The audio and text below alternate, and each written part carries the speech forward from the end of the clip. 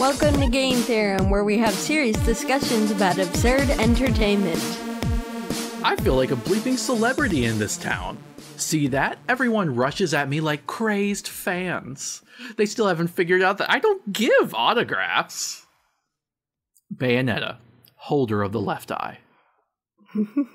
That was a good one. Oh, by the way, listeners, please consider donating to the Nuka-Cola project we have up. We have a Kickstarter. You can find the link in the description of our Nuka-Cola announcement podcast or video. And it's a project where we want to try to create real-life tasting Nuka-Colas. Yeah, all different flavors of Nuka-Cola. Right, we just need some funds to be able to afford the ingredients because making sodas isn't exactly easy. Yeah. Or cheap. Yeah. Especially when you're making like 30 flavors of them. Yeah. So please consider donating to that. There's like, the thing is done on Monday. So you have literally less than 2 days to donate to this if you want to see this happen. If we don't get the funds, Kickstarter returns all the money. Yeah. So please consider donating. Yes, please. Thank you. And anyway, what were we talking about? We're talking about Bayonetta this episode. And there will be mature themes because Bayonetta is mature. And spoilers. And spoilers for Bayonetta. Both for promiscuity and violence. Yes. There's lots of violence. Yeah, so we've recently we talked about female representation a lot on this podcast, right? Mm-hmm. So we wanted to tackle Bayonetta, which is kind of controversial in that realm. Mm-hmm. I mean, what do you think? Well, I mean, I like her as a character. I don't like her creator. Oh, yeah, I don't even remember the guy's name. I don't either, don't but wanna. Yeah, I don't want to. I don't care. We'll get into the implications of it later once we have talked about the franchise, and we'll analyze it at the end, kind of like what we usually do, right? Mm-hmm. First, we're going to talk about the backstory, because we do think Bayonetta is a game, or a game franchise, worth playing. Yes, I agree. It has an interesting art style. And I mean, it has a freaking amazing art style. I like it. We'll talk about the problems at the end and whether or not it may be worth playing. Mm-hmm. Oh, and basically, if you're wondering what the game's about, it's just basically about a witch who kills angels for a living. Mm-hmm. That's a basic premise. Yes. Okay, you ready to get into the story? Mm-hmm. Although you take the ones with the complicated names. Did we say we're Kyle and Kira? That's who we are. Yeah. Yeah. That's who we are. Okay. Okay, you want to go first or should I? I'll go first. All right. The beginning. The universe existed as a single realm, and within it, light coalesced into a divine figure, the Dea that ruled over the universe from her chariot. The Dea ruled over other beings of various natures, and she took it upon herself to create within the universe. One being was exceptional at creation, and he became known as the Infinite One. He served the Dea and created upon her behalf, even earning the title of Dea himself. However, while the universe was whole, it was unstable, leading to a grand struggle between the Dea and the other parties that occupied it. The Infinite One led an insurrection against the Dea that threatened her rule. The First Armageddon. The Dea spent all of her divine will to destroy the universe instead of losing her rule of it. She reformed it and created 3 new realms out of it that would exist separately, creating a more balanced universe this time called the Trinity of Realities. She became known as the creator in this act. Paradisia was the realm of light. It was the realm in which the creator resided, but she was fatigued and fell into a deep slumber, petrifying into stone. She would eventually be given the name Jubileus, and Paradisia was populated by Laguna, commonly known as angels. The Infinite One was one of only a few survivors of the First Armageddon, but he was stripped of his power. The remaining angelic rulers of Paradiso ensnared him in a trap that banished him to Inferno. Inferno was the realm of darkness. When this realm was created, the darkness within it coalesced into a divine figure to rival Jubileus, and she became known as Queen Sheba. Inferno was populated by infernals, commonly known as demons. The Infinite One corrupted and adapted to the environment of Inferno, renaming himself Rodin, and eventually becoming one of the most feared demons within this realm. Our world was the realm of chaos. When this realm was created, the chaos within it coalesced into a divine figure that became known as Lord Aesir. Our world was populated by humans. Purgatorio was a higher dimension that permeated through the trinity of realities. It was particularly useful in our world when angels and demons wanted to visit. They do so within the Purgatorio dimension, remaining invisible to lower beings like humans. The first eternity, Lord Aesir sculpted our world by gazing upon it with his powers of time and space. His eyes shaped the world and made his visions into a chaotic reality. He spent an immeasurable time ruling our world, but he came to pity the humans blindly living their lives with no ambition. Lord Aesir watched our world from a mountain called Fimbulvinter, which was notable for being a near intersection with Paradiso and Inferno, containing permanent portals that could lead to each realm. Lord Aesir guarded this location to prevent just anyone from going through them. Lord Aesir gave humans the gift of free will so that humans could individually choose the paths of light or dark as they saw fit. However, doing so split Lord Aesir into two souls, each representing a path leaning towards the light or the dark. These souls possessed powers known as Aesir's Eyes of the World. Lopter was the half of Aesir that possessed the left eye of darkness, while Loki was the half of Aesir that possessed the right eye of light. The eyes were given to two humans that became possessed by their power. Lopter and Loki remained in Fimbulvinter, shadows of their former selves. The human possessed by the right eye amassed followers that formed a clan known as the Lumen Sages. They protected the right eye from the rest of humanity throughout the ages, passing it down from parent to offspring within the clan. They were a patriarchy that worshipped Paradiso and made contact with angels. The human possessed by the left eye amassed followers that formed a clan known as the Umbra Witches. They protected the left eye from the rest of humanity throughout the ages, passing it down from parent to offspring within the clan. They were a matriarchy that worshipped Inferno and made contact with demons. Human history. Throughout the millennia, humans developed complex and chaotic societies, nations, and technologies. The Lumen Sages and Umbra Witches were aware of each other, but had strict laws to never interact, believing that reuniting the eyes could bring the end of the world. Eventually, both the Lumen Sages and Umbra Witches constructed their main cathedrals in the town of Vigrid in Europe. Middle Ages. By this time, humans developed many religions involving Paradiso and Inferno, although they were known by many different names. The humans of Europe at this time went to such extreme lengths in the name of their religions that Paradiso responded with the manifestation of the cardinal virtues, inspiring even more fervent belief in the idea of a heaven by the humans. When humans died, their souls could live on or possibly become a being or part of a being in Paradiso if accepted, but the angels existed within the hierarchy of Laguna that differentiated the lowest-ranking angels from the rulers of Paradiso. Each type of angel was named after a concept used by the humans represented by Paradiso. The highest rank of the hierarchy of Laguna was the Dea, but with Jubileus petrified and dormant, this rank was vacant. With the remaining divine will, the four cardinal virtues ruled Paradiso from the next highest rank, Auditio. Fortitudo represented fortitude and controlled fire. Temperantia represented temperance and controlled wind. Justitia represented justice and controlled earth. Sapientia represented sapience and controlled water. The next sub-rank were the Sequai, which included weaker copies of Auditio, including courage, temperance, justice, and prudence. The next rank were the first sphere, the first sub-rank of which were the Seraphim, which included glamour, glorious, and gracious. The next sub-rank were the Cherubim, which included brave, valiance, and valor.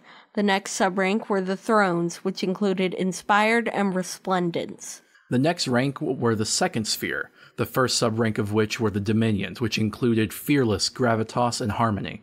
The next sub-rank were the virtues, which included fairness, glory, grace, and urbane. The next sub-rank were the powers, which included belief, beloved, kinship, and worship. The lowest rank were the third sphere, the first sub-rank of which were the principalities, which included allegiance, ardor, and Irenic. The next sub-rank were the archangels, which included accolade, applaud, enrapture, and fidelity. The lowest sub-rank were the angels, which included acceptance, affinity, kashik, compassion, dear, decorations, and enchant.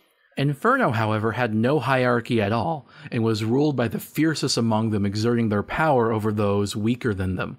Queen Sheba continued to rule Inferno, but many other powerful demons existed.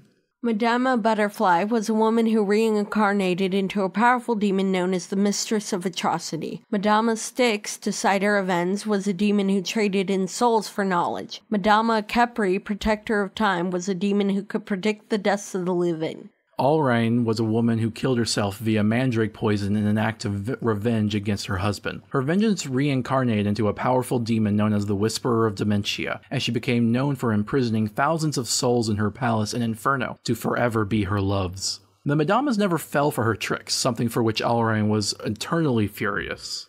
A beautiful maiden was blamed for the sins of her younger sister and was banished to Inferno, where she corrupted into a powerful demon called Hydra, Spinner of Destiny. A human ruled over a kingdom and possessed 4 man-eating horses, but the kingdom collapsed. The horses were murdered, sending their souls to Inferno. One of the horses claimed the title as the next king and corrupted into a powerful demon called Diomedes, Severer of the Dark. A beloved pet dog had the misfortune of wandering into Inferno, but it managed to survive and corrupted into a powerful demon called Labalus, Destroyer of Fates. I think that's a pretty funny origin for a demon. A beloved pet dog just wandered into hell. Well, I mean, I think it's supposed to talk about the resilience of dogs, I guess. Of this one, at least. Mm-hmm. Some other powerful and unique demons include Gamora, Devourer of the Divine, Malphus, Hecatoncheir, Shatterer of the Earth, Scolopendra, Eradicator of Paradise, Phantasmarania, Twister of Flame, Michelantecutli, Presser of Destruction, and Baal, Empress of the Fathoms. Other demons named after nefarious concepts including Hideous, Craver of Hatred, Hatred, Holder of Enmity, Fury, Gatherer of Rancor, Pain, Driver of Agony, Greed, Confuser of Elements, Malicious, Gazer of Death, Resentment, Swindler of Progress, and Sloth, Embracer of Extremes. Jubileus' chariot was a unique angel of Paradiso, but eternities without use corrupted it. It was cast from Paradiso into Inferno, where it became a new version of Pain called Pride, Enveloper of Flame. Stories of Noah's Ark were misinterpretations of Insidious, Consumer of All, which posed as an ark that, in actuality, hosted many kinds of demons and would trick humans into killing each other while aboard. That's just terrible. Yeah. Some minor demons were known as Little Devils, or Infernal Bad Boys, ruled by Zero, king of the Little Devils. Oh, okay. 500 years ago, the cardinal virtues of Paradiso wished to bring Jubileus back to life, and they realized that acquiring Acer's lost eyes could reverse her petrification. Therefore, they enacted a plan to acquire the eyes by starting a war. But, unbeknownst to them, Lopter also wanted to reacquire the eyes, because he came to regret giving humans the eyes. I forget who Lopter was. Half of Aesir. Oh, I see. The cardinal virtues arranged for a lumen sage named Balder and an Umbra witch named Rosa to meet. They fell for each other and violated the rules against intermingling. Both of them were the inheritors of the left and right eyes, and they had a child together named Cereza. Cereza was female, and so she inherited the left eye from Rosa, but Balder retained the right eye. Both the Lumen Sages and Umbra Witches were outraged by this, fearing the reunion of the eyes, but both groups blamed the other for allowing this to happen. Even so, the Lumen Sages exiled Balder, while the Umbra Witches imprisoned Rosa and Cereza in adjacent jail cells in Vigrid for the crime. The violation led both groups to declare war upon each other, leading to the Clan Wars, which enveloped Europe and beyond. The Lumen Sages made contracts with angels to be granted immense power and lifespans, for a price. They vowed to slay demons every day, or their souls would be forfeited to Paradiso to join the ranks of the angels. The Umbra Witches made contracts with demons for the same reason. They vowed to slay angels every day, or their souls would be forfeited to the depths of Inferno. Rosa had made contracts herself with Madama Kepri, Gamora, Hecaton... I don't know how to pronounce it. Hecatoncheir, Labalus, Michelantecutli. Not bad. Baal, Hydra, and Diomedes. The Clan Wars brought the forces of Paradiso against Inferno, upsetting the balance. However, the forces of Inferno were far deadlier in warfare, leading to the extermination of the Lumen Sages in the end, earning victory for the Umbra Witches. I didn't realize that the Umbra Witches won. Cereza disappeared one day when a future version of Balder opened a portal and kidnapped her into the future. Fortunately, Cereza's future adult self rescued her and returned her before anyone had noticed her kidnapping.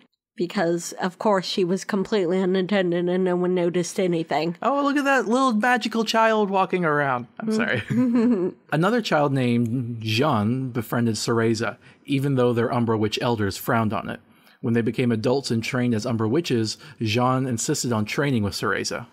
480 years ago, Balder was the sole surviving Lumen sage because he was in exile at the time. He made contracts with Fortitude, Temperantia, Sapientia, and Affinity. Fortitudo, however, lied to Balder and told him that the Umbra Witches were going to assert a rebellion over the world's governments and take power all to themselves.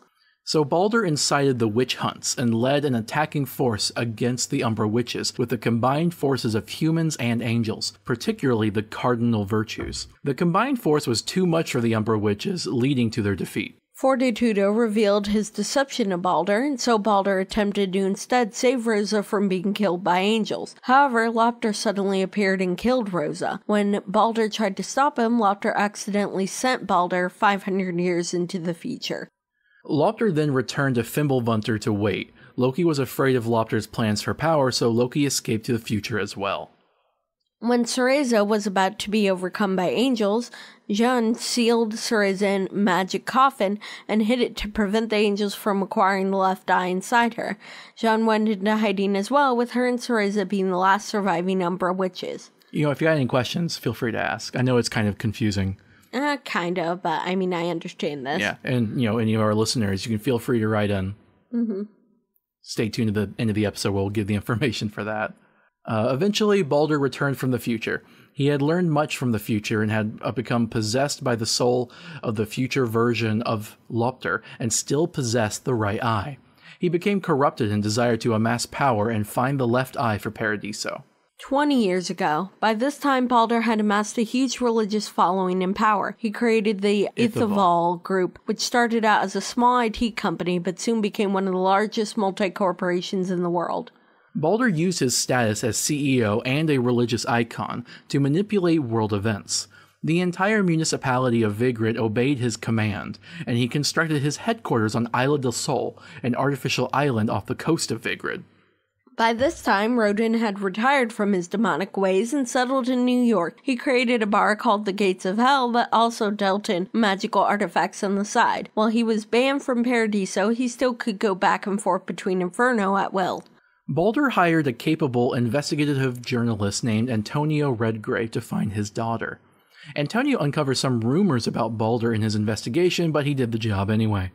Antonio found the coffin in a lake and went scuba diving to uncover it. Opened the coffin, releasing Cereza, but Cereza had lost her memories of her past. Balder sent angels to assassinate Antonio now that the job was complete.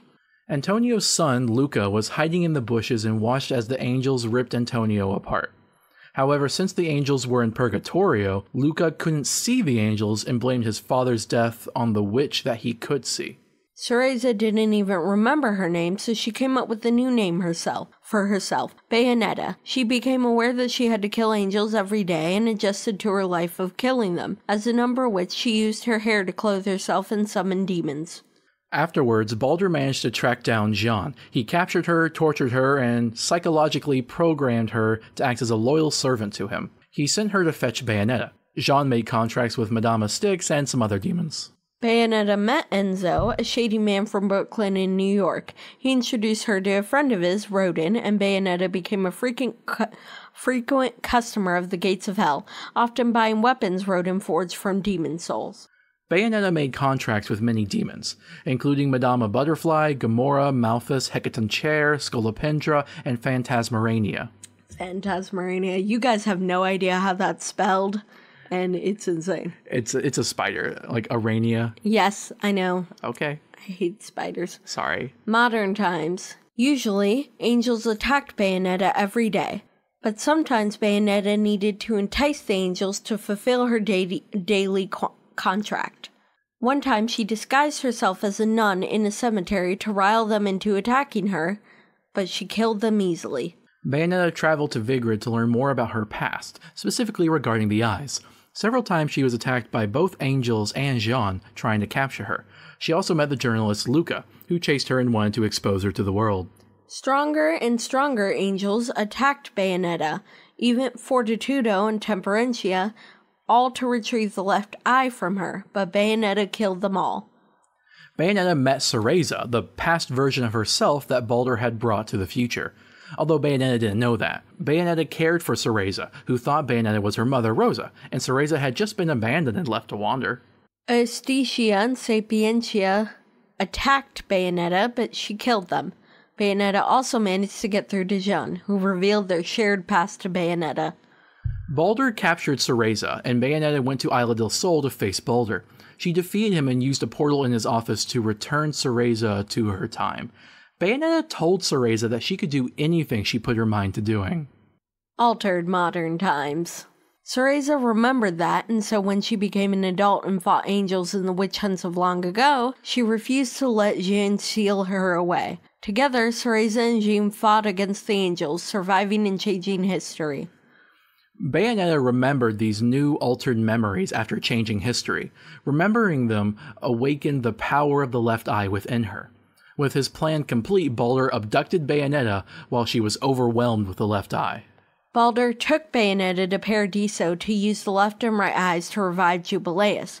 Jubileus, unpetrified, incorporated Bayonetta in her left eye and Baldur in her right eye, and appeared in outer space above our world. Jean went into space to fight Jubileus, and she slashed her eye, freeing Bayonetta.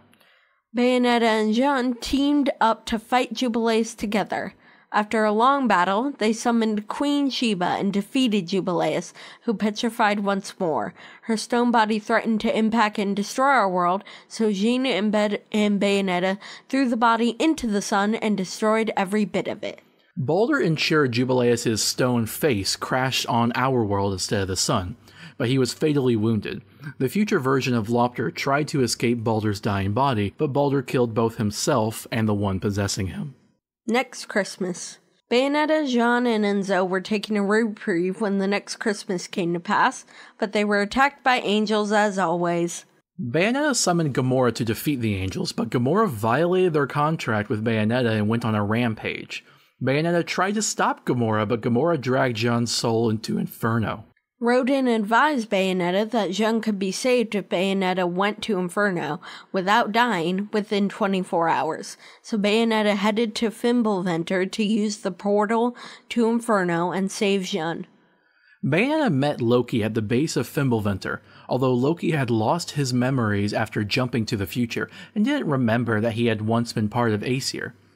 Loki guided Bayonetta through Fimbulventr if Bayonetta agreed to protect him from attacking angels. This was also the time that a young Baldur arrived in the future from the past. He approached Lopter at the top of Fimbulventr and demanded answers. Lopter lied and told him Loki had killed Rosa, and so Baldur decided to get revenge on Loki. Baldur disguised himself as the masked Lumen to prevent confusion between him and his recently deceased older self. You got it all straight? Yeah. How did he know about the other version of himself, though? I don't know. He was able to go lots of places very quickly, and his older self was a famous figure. Okay, fine. While Bayonetta ascended the mountain, the masked Lumen tried to stop her and kill Loki. Luca also arrived via aircraft to aid Bayonetta. The masked Lumen and Lopter both attacked Bayonetta. While Loki distracted them, Bayonetta jumped through the portal and arrived in Inferno. Rodin helped guide Bayonetta through Inferno until she found Jean's captor, Alron. Bayonetta defeated her, and Rodin forged her soul into a new weapon. Bayonetta saved Jean and returned to Fimbulventr. In the fight between Bayonetta, the masked Lumen, Loki, and Lopter, Loki sent Bayonetta and the masked Lumen back in time to the era of the witch hunts. Bayonetta met Rosa, and together they fought off angels. However, the past version of Lopter still managed to kill Rosa. Bayonetta and the masked Lumen came to an understanding that Lopter was the true enemy and returned to the present era, meeting up with Jean and returning to Fimbulventr. Lopter fought Bayonetta and the masked Lumen. He stole the right eye from the masked Lumen and the left eye from Bayonetta. Lopter then transformed back into Aesir. He hadn't reabsorbed Loki though, so he was far more evil than the original Aesir. Bayonetta and the Masked Lumen fought Aesir and put a tough fight. Bayonetta summoned Queen Sheba once more, and the Masked Lumen managed to miraculously summon the spirit of Jubileus. They fused their summons, reuniting the powers of Queen Sheba and Jubileus. The fusion was Omni, the controller of creation, and she crushed Aesir with little effort. In an effort to save himself, Lopter possessed the Masked Lumen. The Masked Lumen opened a portal to go far in the past so that Lopter would not thrust in the future. And so Baldur, possessed by the future version of Lopter, arrived in the past 500 years ago. Loki died, but he reassured Bayonetta that he would reincarnate once more. Lopter, however, had already died long ago and would not reincarnate. Bayonetta, Jean, Enzo, Luca, and Rodan celebrated New Year's in New York, and Bayonetta spotted a baby that looked like Loki. All right. So that's it. Wow. Wow, we got that in half an episode. High five. So, do you get it? Is there any questions? Are you confused at all? There's a lot of time travel involved, which is kind of surprising for such a religious story. You know? Yeah, but I figured it out. It's not that hard to understand. There's only one real, this affects the future, this changes the future as far as time travel, and that's Baldur. Well, there's also Cereza. Mm-hmm. And Loki. Yes. And Lopter. Okay, but you can keep those straight pretty easily. Yeah, basically Baldur's whole thing is his timeline's reversed. Yes, exactly. Like, it's the story of like a good guy becoming corrupt, except you meet the corrupt version first. Mm-hmm. And then when he becomes the Masked Lumen, or like, okay, I'm just gonna, do you mind if I just do a summary real quick? Yeah, go ahead. Okay, so basically from Baldur's perspective, right? Mm-hmm. He saw Rosa get killed, and he was all upset about that. So he ended up going forward in the future, right? Mm-hmm. And then that's when he met Lopter, who told him, oh, no, it was Loki who killed him. So Baldur goes and he tries to kill Loki, but then he meets Bayonetta, which is his daughter, right? Mm-hmm. They end up getting sent back in time and witness Rosa's death, and that's when Baldur's like, oh, so that's how she died. So it was actually Lopter the whole time. Mm-hmm. So they go back to the future, and then Baldur helps kill Lopter, and then Baldur goes back in time to a long time ago, now that Lopter's possessing him, right? Mm-hmm. And that's when Baldur really becomes evil and spends those next 500 years becoming basically a CEO. Yeah. I would say a very evil CEO, but... Come on. Yeah. Yeah, I get it. Right, and that's not even the end of it. So then he does that. He becomes part of the Ithavoll group, right? Mm-hmm. And then the events of the first game happens, and he tries to revive Jubileus. I see. Because when he was in the future, he didn't know that had happened and he had failed. Oh, yeah. Okay. So anyway, he tries to revive Jubileus. And then the first game happens. Right, and this is why at the very beginning of the second game, of the second Bayonetta game with the whole Christmas thing, when they decided to go into the whole plot of Aesir, at the very beginning of the game, you see the old version of Baldur kill himself with Lopter inside him. Mm-hmm. But the present or future version of Lopter still exists. That was just the future from the past. Did I help straighten it out at all? Yeah, you did. Okay, great. And then Cereza's basically just... she just does a temporary jaunt through the future, and then that ends up changing the future through the past. See, I think the thing is with Bayonetta, a lot of these revelations were like, oh, cool, wow, but then like when you try to actually lay the whole thing out, it's like, this is weird. Yeah, and complicated. But I think it's cool, and I really like the original take on the Abrahamic mythology.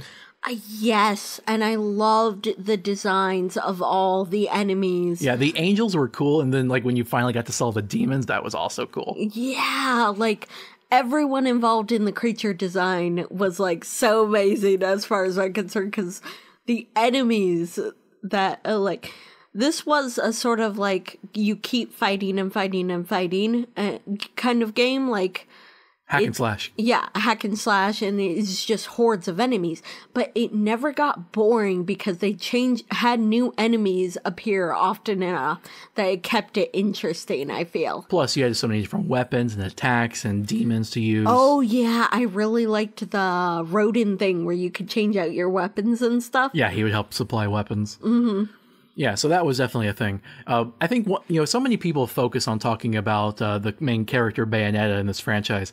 I feel like oftentimes the enemy design is really overlooked. Yeah, because it was amazing, especially the big boss battles. Those were so freaking awesome. Yeah, okay, so we didn't explain like what they looked like, right? Yeah. So let's just talk about the cardinal virtues, for example. What? The cardinal virtues. Which one were those? The leaders under Jubileus. Okay. So actually, first of all, yeah, Jubileus is a god, and God's a woman, right? Yeah. So she's the only one that really looks humanoid, but she has so many ornaments and decorations, and she's like bigger than a planet, and she has, red and blue eyes. She's kind of part stone, and, she has a woman body. Well, you guys can look up pictures of these creatures. Right. But I think it's still important to describe it so that people don't have to do that. So the cardinal virtues, Fortitudo, for example, is an upside-down stone face with two dragons coming out like horns. Oh, yes. And then had wings as well. Yeah, something about the angels' design is that they were all coated to look in perfect stone, and they all had faces. And gold as well. Yeah, faces, and they were all on the outside stone and gold. But if you fought them, you could break that stone and gold, and inside them were like mushy red because they were still organic on the inside, even though it was more like they were like almost the statues in the gold were faking it. Yeah. But you remember when you fight them, and then you can sort of like break that outer shell, and you can find the blood and sinew and stuff, and ew, it's disgusting. But I don't know, maybe some people play it for the gore. Okay, what else was I gonna say? Oh, and yeah, because they're designed based on like a very archaic concept of what angels look like in Abrahamic mythology, as opposed to what we see nowadays as the very humanized angels. Even the Affinity, which are the lowest ranking, right? And they're the closest to what most people would think of as an angel, where they're roughly human size and they have staves and little halos and wings. They're much more bird-like than human-like. Yeah, that's true.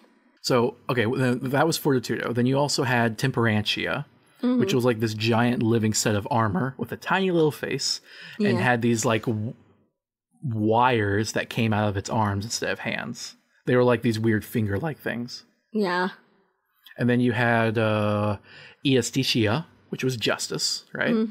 And that one was crazy. That one, and most of the cardinal virtues are actually multiple souls packed together. And this one is very apparent because it's basically a conglomeration of faces all together with vines and then elongated statue columns that can bend coming out of mouths that then have baby stone statue heads on the end of each of them. It was really creepy. Yeah. And weird. It was almost, I don't know, it seemed inappropriate in its design.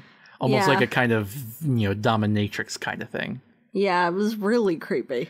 And then you had Sapientia. Which one was that? It was like the beast of the sea. Oh, yeah. Yeah, just, big 4 legs, tail. That was like the least creepy of them all.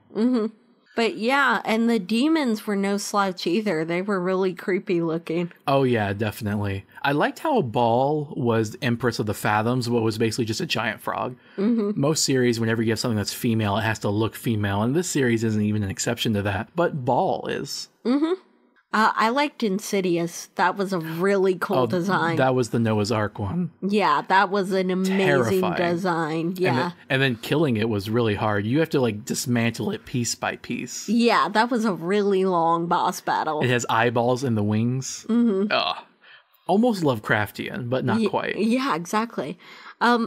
Yeah, the boss battles in this game are some of the best I've ever seen. They're beautiful. They're beautiful and gory. Yeah, but it's like really cool how they have stages and you have to like take them apart piece by piece, and it's really cool.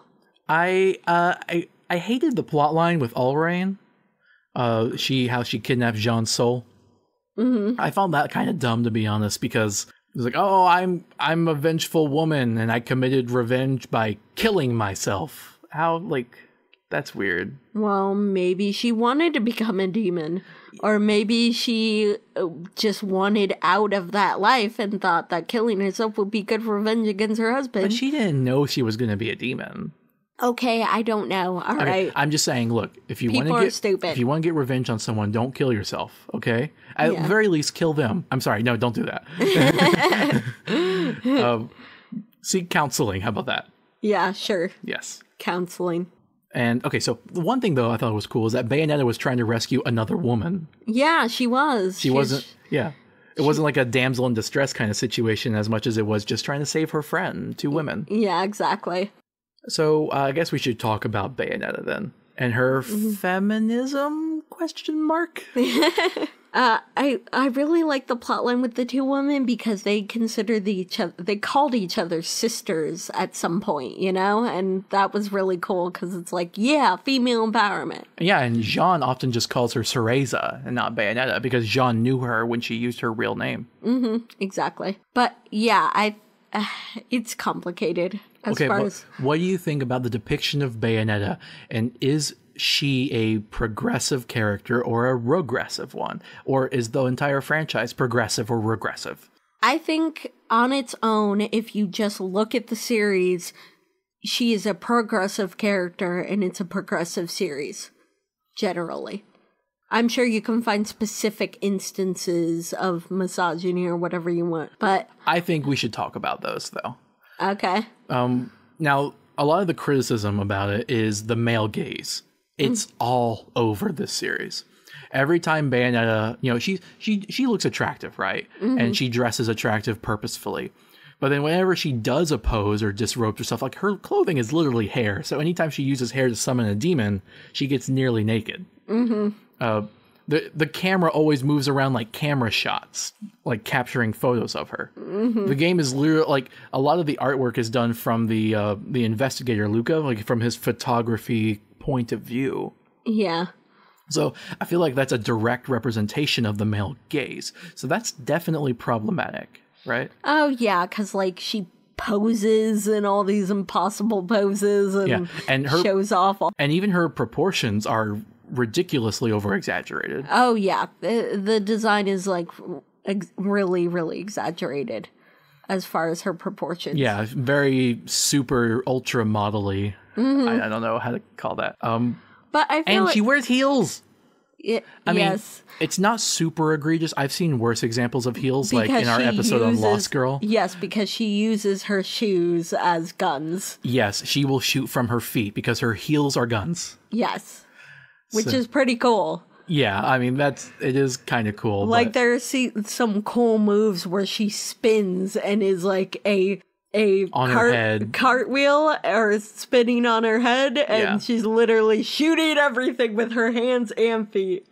Now, some people have called this franchise that Bayonetta is a female power fantasy. What do you have to say about that?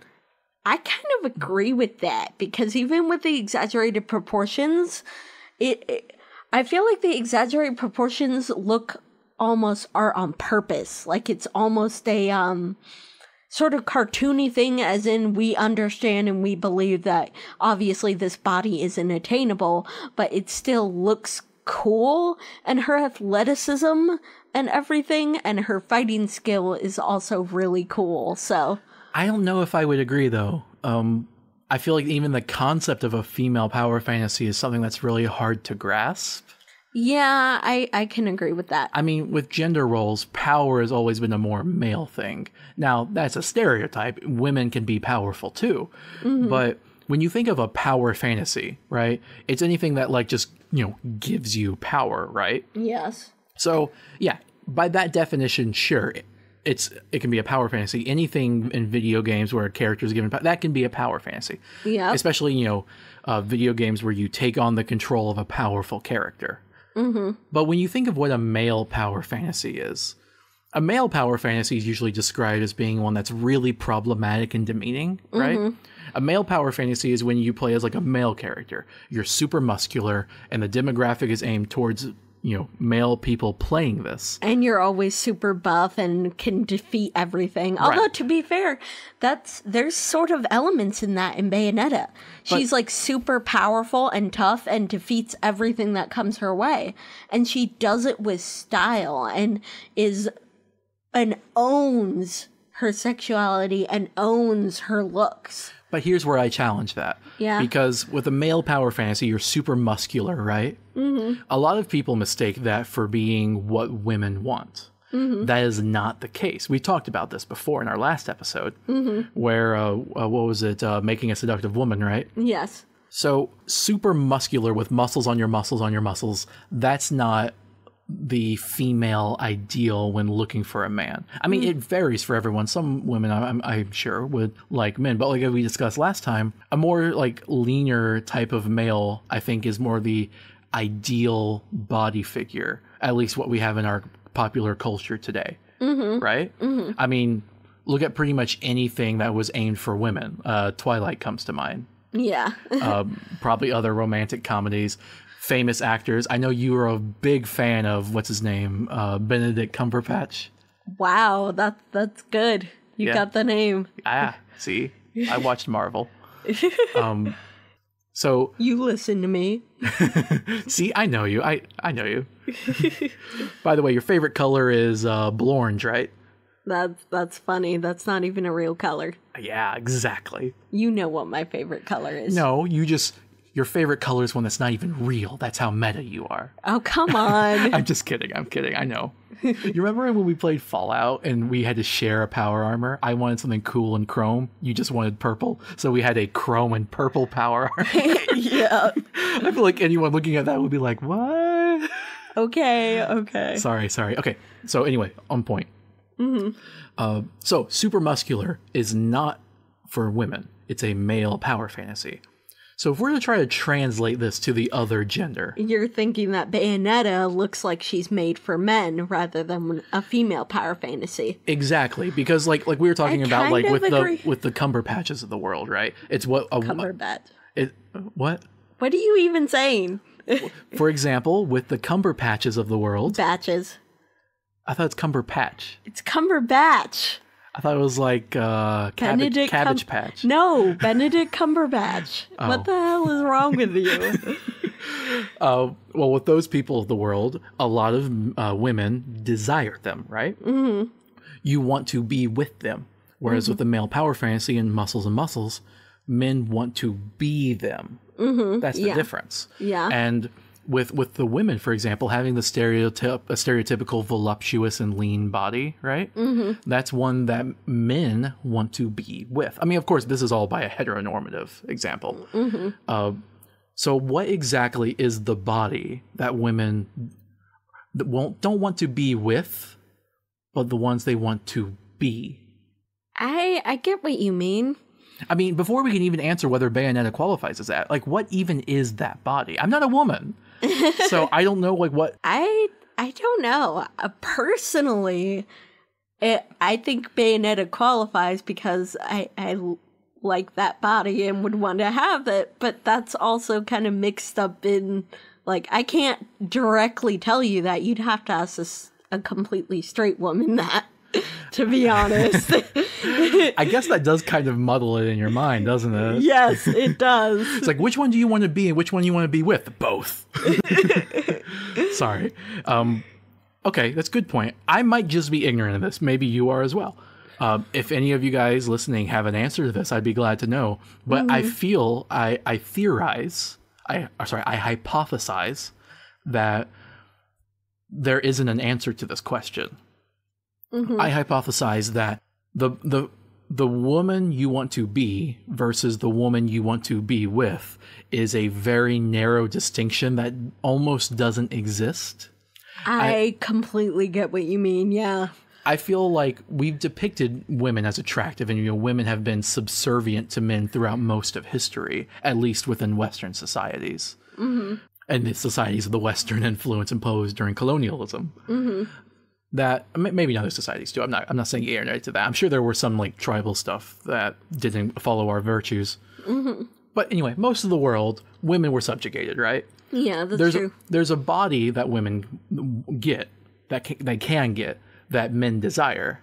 And therefore, in order to get a status in life, I think maybe women have come to desire that body. Not for themselves, but for doors and opportunity that could possibly open to them. Oh, I completely see what you mean.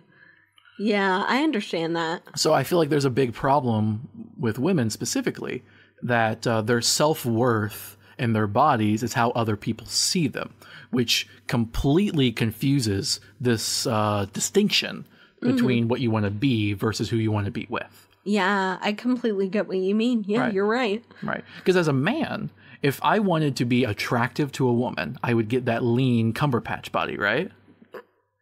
Really? Really? But if I wanted to embrace the male power fantasy, I would get, the what's a good super masculine? Goku? Broly from Dragon Ball Z. I'd get the Broly body. Okay.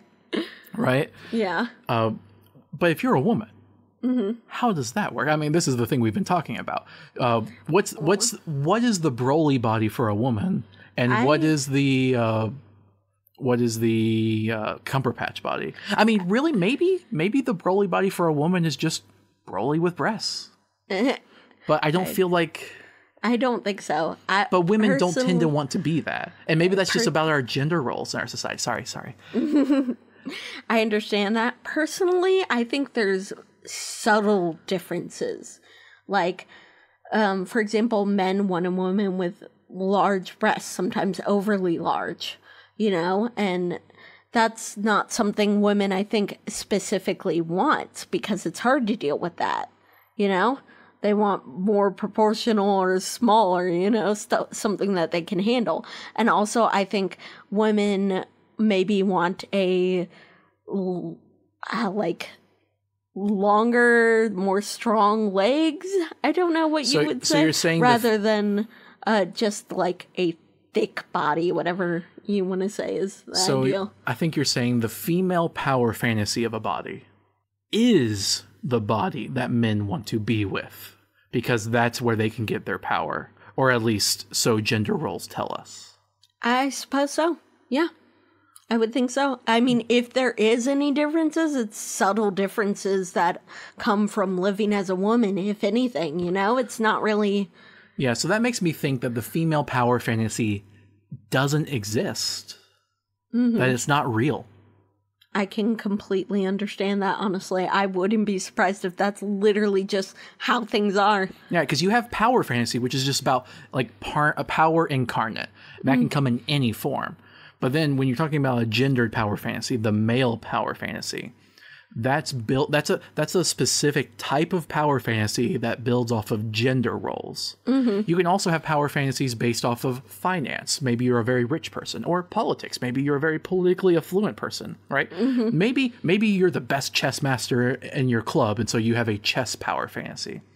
But a gender power fantasy is by definition a male one. You can't have an anti-male power fantasy. You can't have a female one. It doesn't exist because it doesn't give you power. Yeah, fair enough. That would be like having a chicken sandwich power fantasy. Unless I'm in some really weird situation, having the chicken sandwich doesn't give me power. Yeah. You know what my female power fantasy is? What? Michelle Obama. There you go. Okay. We might get hate because of that, but okay. I'm kind of joking around. I'll leave it in. Okay, so, I mean, that's not to say you can't have power as a woman. It's not connected to your body that much, because so often your power regarding your body gets taken away from you. So power you have often isn't connected to your body unless you're, using it for work or... Well, what if you're like an empowered female that, like we said, flaunts her good looks, right? That uses it to her advantage. That is a form of power, right? So maybe that could be a form of power fantasy. Just, it's not specifically a female power fantasy. Oh, yeah, I can agree with that because that power sort of comes from you feeling like you look good and that people are looking at you and think you look good. But see, if that argument worked, then that would be all Bayonetta needs. You know, you can have male characters that are just muscles, right? There are plenty of male power fantasies that are just like that. Sure, they'll often have extra things added on top of it, but they could work. They can function. You can just be a powerful man and punch people, right? So if that was true, Bayonetta would just be an attractive woman that could use her power to get people to do what she wants. Yeah. But that doesn't happen ever. Like, even if a woman does, know her power of her body, right? She has to supplement that because that alone actually, in a way, makes her a target. Yeah, I see what you mean, but I feel like her using her fighting skills to fight against the angels, not only that, but then deciding sort of to fight Jubileus, like, oh, I'm not going to let Jubileus come back, so I'm literally going to kill a god. Right, but to me, that makes it a generic power fantasy. It's less a female power fantasy and more of a magic power fantasy, a gun power fantasy. Yeah, I see what you mean. And I kind of agree with that because I'm sure, yeah, you're completely right. Thank you. So I don't think her body is inherently empowering to women. I think it's more subtle than that because there isn't a distinction between, being and being with. Mm-hmm. And that distinction is ruined by the male gaze. The very fact that the way they display it is not from her perspective. It's not from her perspective like, oh, I just want to be myself and show off my body. I don't care, right? Mm-hmm. But more like, oh, photograph me. Look at these poses. I mean, you're posing. That means you're posing for someone, right? Yeah, exactly. I see what you mean.